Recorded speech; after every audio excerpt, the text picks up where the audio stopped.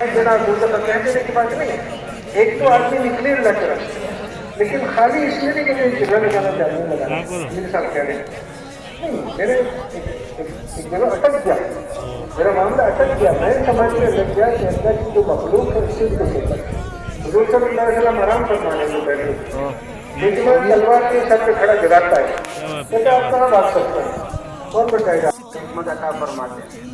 اللہ نے دعوت کی تفسیر قرآن میں، اے نبی ادعو الی سبیل ربک بالحکمت والموعظۃ الحسنہ. تو بھائی سارے ساتھی نئے ساتھیوں کو دعوت دیں. اور دعوت دے کر کیا سمجھانا ہے کہ بھی اللہ نے ہمیں مسلمان پیدا کیا، اللہ نے ہمیں حضور کی امت میں بنایا، کامیابی ہماری دین میں رکھی.